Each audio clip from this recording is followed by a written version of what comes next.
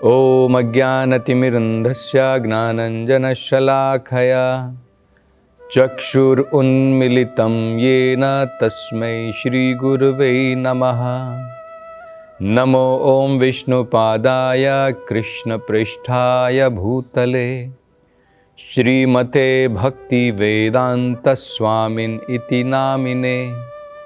नमस्ते सरस्वते देवे गौरवाणी प्रचारिणे निर्विशेषा शून्यवादी पाश्चात्य देशतारिणे। जय श्री कृष्ण चैतन्य प्रभु नित्यानंद श्री अद्वैत गदाधर श्रीवासदि गौर भक्तवृंद।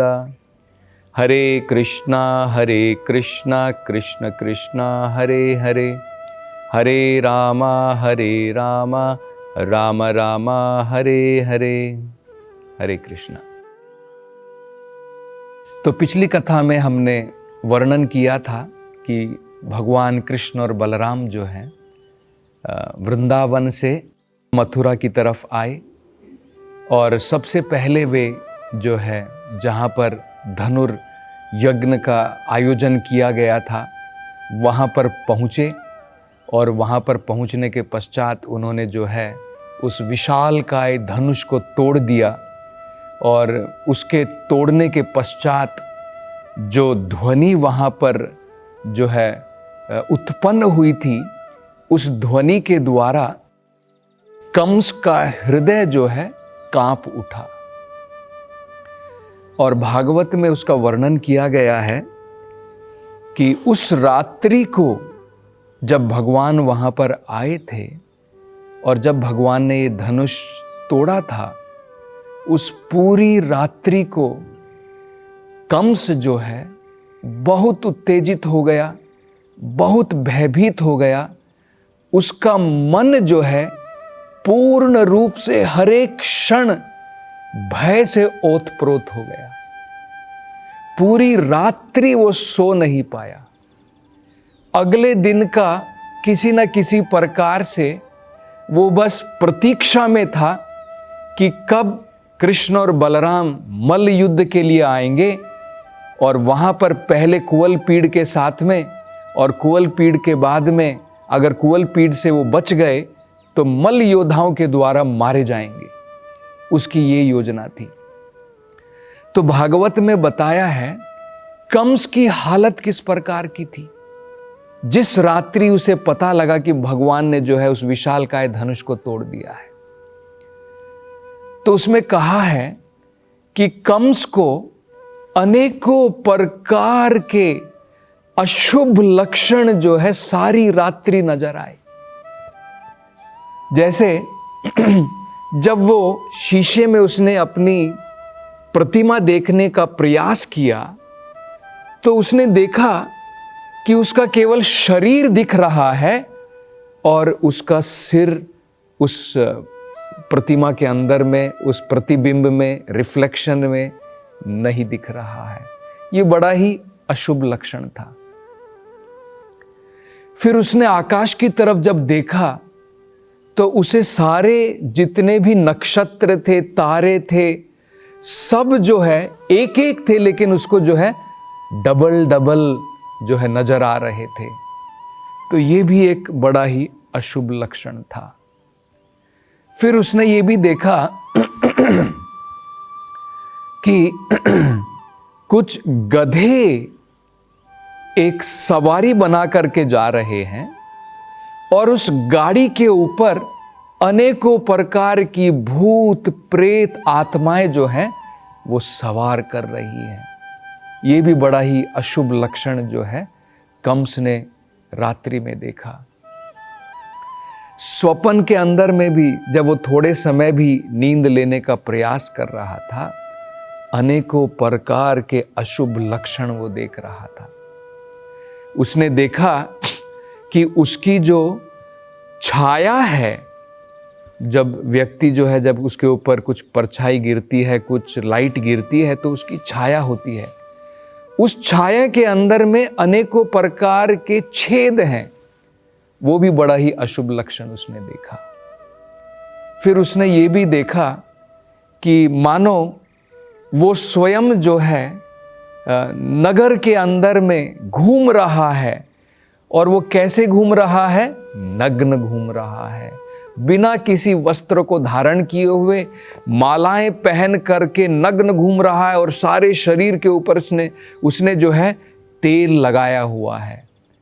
तो इस प्रकार के बड़े ही अशुभ लक्षण जो है वो देख रहा था और सवेरे का जो है वो प्रतीक्षा कर रहा था कि कब सवेरे होगी। तो बाद में सवेरे हुई और कृष्ण और बलराम जो है जब उन्होंने मल्ल युद्ध की, जहाँ पर मल्ल युद्ध होने वाला था उस तरफ प्रस्थान किया, तो वहीं पर द्वार पर कुवलपीड़ की भगवान ने जो है हत्या की। और कुवलपीड़ की हत्या करने के पश्चात उनके हाथी के जो है उस दांतों के साथ में भगवान ने जो है अब इस मल्ल युद्ध के क्षेत्र में उस अखाड़े में प्रवेश किया। तो इस अखाड़े के बारे में बताया जाता है कंस ने उसको पूर्ण रूप से सुसज्जित किया था। पूर्ण रूप से जो है वो अखाड़ा जहां पर वो मल्ल युद्ध की प्रतियोगिता होने वाली थी, उसने जो है उसे सुसज्जित किया था और उसमें अनेकों प्रकार की बड़ी भव्य अरेंजमेंट उसने करी थी। अलग अलग प्रकार के लोगों के लिए, जैसे कुछ वीआईपी लोग हैं, वेरी इंपॉर्टेंट लोग हैं, जैसे मानो अन्य राजागण थे, उनके लिए अलग प्रकार की जगह, शासन जो है उनको आसन वहाँ पर दिया गया था। इसी प्रकार से क्षत्रियों के लिए अलग, ब्राह्मणों के लिए अलग, और यहाँ तक कि वैश्य जो नंद महाराज और अन्य गोपगण जो पधारे थे उनके लिए अलग व्यवस्था की गई थी। तो नंद महाराज भी वहाँ पर आए अपने गोपगण के साथ में और उनका भी उन्होंने जो है भव्य स्वागत किया कंस ने, और अपनी तरफ से उन्होंने दूध दही प्रदान की कंस को और उनको जो है वहाँ पर बिठाया गया। और अपने लिए स्वयं कंस ने जो है एक बड़ा ही ऊंचा आसन जो है बना के रखा था, जहाँ से वो ये मल्ल युद्ध की प्रतियोगिता देखना चाहता था। तो वहाँ पर वो आसीन हो गया और बड़े ही नगाड़े जो है उसने बजाने प्रारंभ किए और मल्ल युद्ध की प्रतियोगिता की घोषणा प्रारंभ कर दी। तो जब नगाड़े बजाने शुरू हुए उस समय ये चाणूर, मुष्टिक, शल, तोशल, कूटा, ये सारे जितने भी बड़े बड़े जो योद्धा थे, मल्ल युद्ध के योद्धा थे, बड़े ही फुर्ती के साथ में अब जो है म्यूज़िक के साथ में जो वहाँ पर नगाड़े बज रहे थे उसके साथ में उछलते कूदते हुए बड़े ही फुर्तीले प्रकार से अब वो अखाड़े में वहाँ पर उतरे। और अब वो सोच रहे थे कि अब मज़ा आएगा, हम कृष्ण और बलराम के साथ में युद्ध करेंगे और उनको परास्त करके यहाँ पर मार देंगे। और कंस भी अभी इसी विचार में है, इसी प्रतीक्षा में है। तो उस समय में कृष्ण और बलराम जो है वहाँ पर प्रवेश करते हैं। और जब कृष्ण और बलराम जी ने प्रवेश किया तो भागवत में बताया है अलग अलग प्रकार के लोगों ने अलग अलग प्रकार से कृष्ण और बलराम को वहाँ पर देखा। किस प्रकार से देखा? जैसे जो वहाँ पर जितने भी राजागण जो कृष्ण का विरोध करते थे, जो कंस के साथी थे, दुष्ट राजागण थे, उनको इस प्रकार की जो है इस प्रकार का नज़ारा नजर आया। उनको ऐसा लगा कि कृष्ण जो है अत्यंत कठोर शासक हैं, जो उनके दुष्ट प्रकार के राजाओं को दंडित करना जानते हैं। तो उनको भगवान जो है बिल्कुल कठोर शासक के रूप में जो है नजर आए। इसी प्रकार से जो यहाँ पर जो ये मल्ल योद्धा थे उनको भगवान जो है इंद्र के वज्र की भांति, थंडर बोल्ट, जो लाइटनिंग के साथ में जो थंडर बोल्ट होता है, वज्र होता है, भगवान उसकी भांति कठोर जो है प्रतीत हुए। और जो वहां पर स्त्रियां थी उनके लिए भगवान जो है बताया जाता है करोड़ों कामदेव अगर एक साथ में आ जाएं तो तो जिस प्रकार से कामदेव लोगों को अपनी तरफ आकर्षित कर लेते हैं, उसी प्रकार से आध्यात्मिक कामदेव के रूप में जो है इन स्त्रियों को भगवान प्रतीत हुए। यशोदा माई और नंद महाराज जो हैं, जो वृंदावन से जो गोपगण आए थे, जो भगवान के लिए जो है पिता के समान थे, उनके लिए अपने एक छोटे से प्यारे पुत्र के रूप में जो है उन्होंने भगवान के दर्शन किए। तो इस प्रकार से अलग अलग जो लोग वहाँ पर थे, और जैसे कंस को बताया जाता है कि कंस को डायरेक्टली अपनी मृत्यु मान लो कृष्ण के रूप में मृत्यु उनके सामने खड़ी है, इस प्रकार से जो है कंस को नजर आया। तो अलग अलग प्रकार से लोगों को जो है भगवान के इस प्रकार से दर्शन हुए। तो अब प्रतियोगिता तो प्रारंभ हो गई थी। अब चाणूर ने जाकर के जो है भगवान को चुनौती दी। चाणूर ने कहा कि हमने सुना है हे कृष्ण और बलराम, तुम वृंदावन में अत्यंत शक्तिशाली हो और तुम आपस में जो है कभी कभी प्रतियोगिता करते हो, मल्ल युद्ध आपस में करते हो। तो हम चाहते हैं कि तुम हमारे साथ में भी ये प्रतियोगिता स्वीकार करो, ये चैलेंज स्वीकार करो, हमारे साथ में तुम मल्ल युद्ध करो। मैं तुम्हारे साथ करूँगा और मुष्टिक जो है बलराम जी के साथ में करेगा।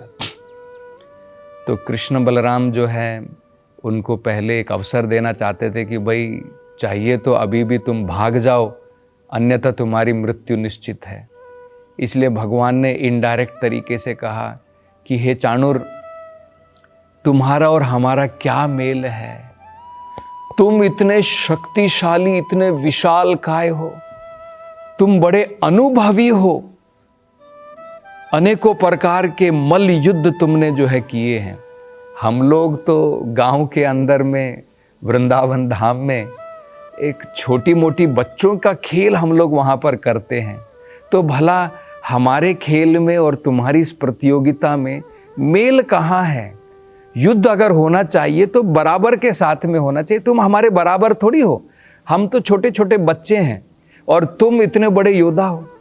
तो भगवान चाहते थे कि भाई चाहिए तो तुम अभी अपने आप को बचा लो। लेकिन चाणूर ने कहा कि नहीं, हम जानते हैं कि तुम एक छोटे बालक दिखने में जरूर हो, लेकिन तुम्हारे पास में बहुत शक्ति है। तुमने 1000 हाथियों के दम वाले, जिसके पास में 1000 हाथियों का दम है, ऐसे कुंवल पीड़ की हत्या कर दी। तुमने इतने बड़े धनुष को, जिस धनुष को उठाने के लिए इतने सारे लोगों को लगाना पड़ता था, हाथियों को लगाना पड़ता था, उस धनुष को तुमने उल्टे हाथ से तोड़ दिया और तुम कह रहे हो कि तुम हमारी बराबरी नहीं कर सकते हो। और हमने ये भी सुना है कि अनेकों प्रकार के दानवों का, असुरों का वध जो है तुमने वृंदावन में किया है। तो ये तो सही है कि तुम हमारे साथ भी जो है लोगों को आनंद प्रदान कर सकते हो, बराबर की टक्कर रहेगी, बड़ा मजा आएगा। ऐसा कह करके जो है चाणूर ने भगवान से आग्रह किया। तब भगवान ने जो है स्वीकार किया। तो कृष्ण अब चाणूर के साथ में युद्ध कर रहे हैं, मल्ल युद्ध, और बलराम जी जो हैं अब मुष्टिक के साथ में युद्ध कर रहे हैं। तो जैसे ही युद्ध प्रारंभ हुआ, काफी समय तक भगवान जो है चाणूर के साथ में खेलते रहे। मतलब कभी वो भगवान को गिराते और कभी भगवान जो है चाणूर को गिरा देते, और कभी भगवान जो है उसके कंधे को पकड़ते, कभी उसको जंघा पर वार करके पटक देते। इस प्रकार से काफ़ी समय तक चलता रहा। तो जो व्रज धाम की जो गोपियाँ वहाँ पर थी, मथुरा की जो स्त्रियाँ वहाँ पर थी, जो वाम हृदय की थी, जिनका हृदय अत्यंत कोमल था, वो बड़ी चिंतित हो उठी। उन्होंने सोचना प्रारंभ किया कि ये कितना बड़ा अन्याय है। कृष्ण और बलराम के साथ में वो इतने कोमल हैं, कमल के फूल के बराबर कोमल हैं, और ये जो चाणूर मुष्टिक हैं, ये जो है बिल्कुल विशालकाय पर्वत के समान है। तो हमें लगता है कि सभा के अंदर में कोई न्याय नहीं है, और कैसे कंस जो है यहाँ पर बैठ करके किस प्रकार से ऐसे बैठ करके यहाँ पर इस अन्याय को देख रहा है। तो इस प्रकार से जो है ये सारी स्त्रियां जो है अत्यंत विचलित हो उठी। तो मन के अंदर में, क्योंकि भगवान से अत्यंत उनका प्रेम था, तो वो देख रही थी कि कृष्ण और बलराम अत्यंत कोमल हैं और बिल्कुल बालक के बराबर हैं, और इनके साथ में एक बड़ा अन्याय यहाँ पर हो रहा है कि चाणूर और मुष्टिक जैसे अनुभवी और विशालकाय जो अत्यंत शक्तिशाली हैं, उनके साथ में ये प्रतियोगिता रचाई गई है। तो जब कृष्ण ने देखा कि सारी स्त्रियां जो हैं और उनके माता पिता अत्यंत चिंतित हो उठे हैं, तब भगवान ने विचार किया कि अब वो ज़्यादा नहीं खेलेंगे और अब जो है उन्हें चाणूर का वध कर देना चाहिए। और इस विचार करने के पश्चात भगवान जो अब तैयारी करते हैं चाणूर का वध करने के लिए। अब आगे की कथा हम अगली कथा में उसका वर्णन करेंगे। हरे कृष्णा।